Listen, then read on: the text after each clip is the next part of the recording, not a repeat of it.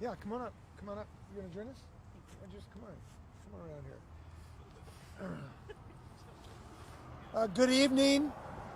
We've just had a tour of the damage in Whatcom County, which is really more than significant. We are in Emerson, Ferndale, Sumas. These communities were extremely hard hit. The amount of water that came through this community at significant speed is stunning. It's frankly something I didn't appreciate till I came here and saw it. But we talked to families who recognize this community has hit by the strong currents of the Nooksack River, but they have been saved by the strong currents of community strength that we have seen from this community.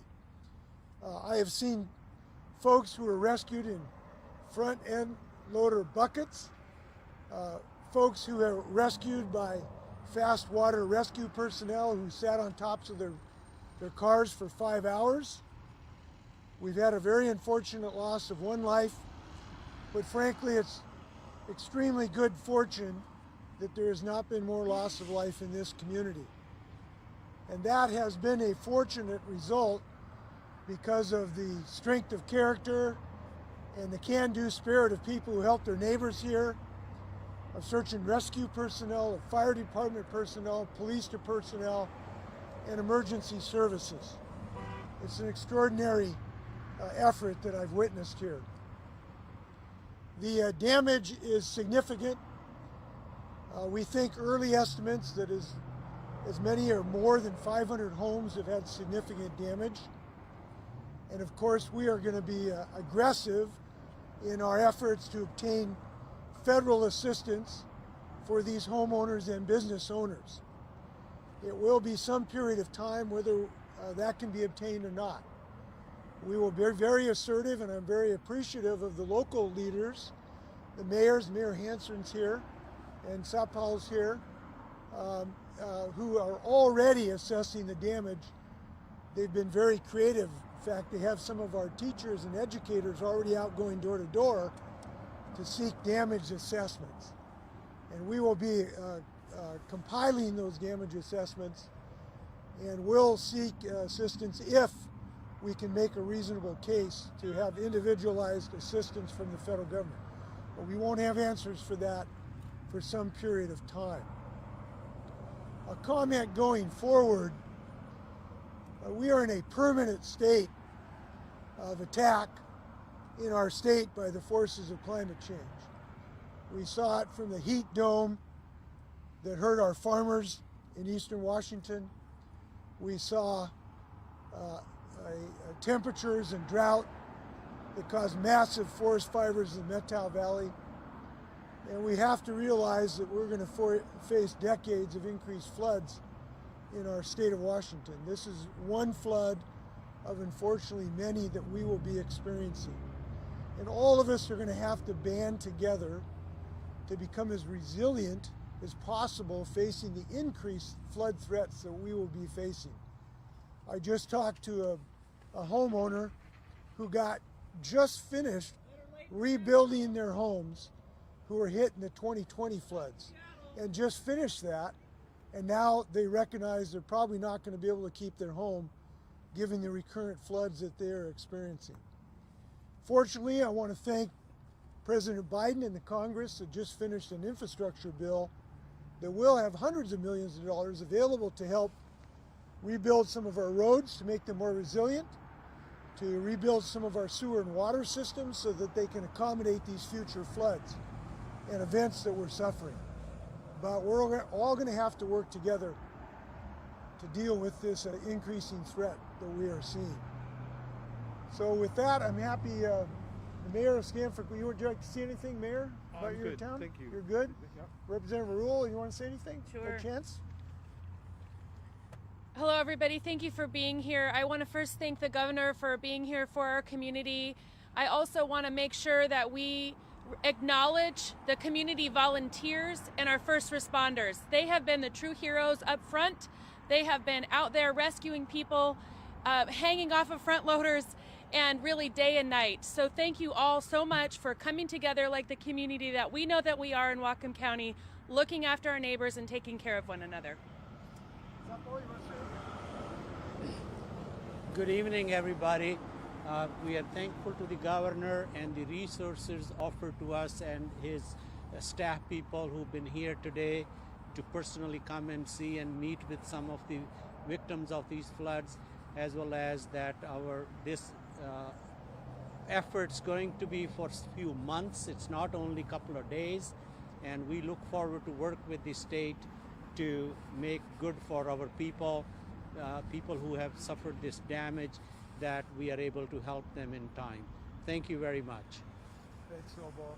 I should add too that this is not the only area we're working on. The Makah tribe has been isolated by this flood. The Lummi tribe has been isolated. The Quileutes. This has been a statewide, in some sense, flood. And our emergency service department is working with all of those communities to try to open up access for food and medicine that they certainly need. Robert Azella is here coordinating our emergency services. If you have any questions, he can stand for questions as well. With that, we'll be happy to stand for your questions. Governor, you said it may take some time before you know if you can apply for federal aid. There are immediate needs. What kind of state assistance will be available for some of the immediate needs? Well, we've been talking with the local mayors about that. We're looking whether the Department of Commerce can provide any immediate housing assistance. We don't have answers yet for that, but we are talking to the mayors to try to coordinate the immediate housing needs.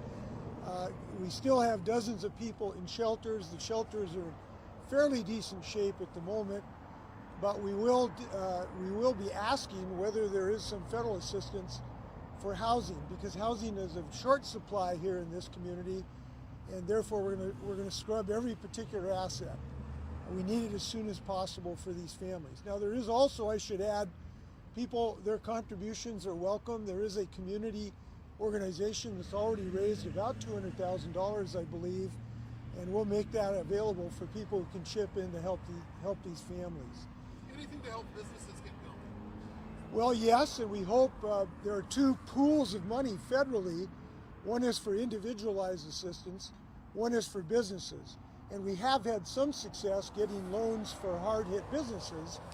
And what we're doing right now is trying to compile the amount of damage so that if we get to a certain threshold, we can get some federal assistance.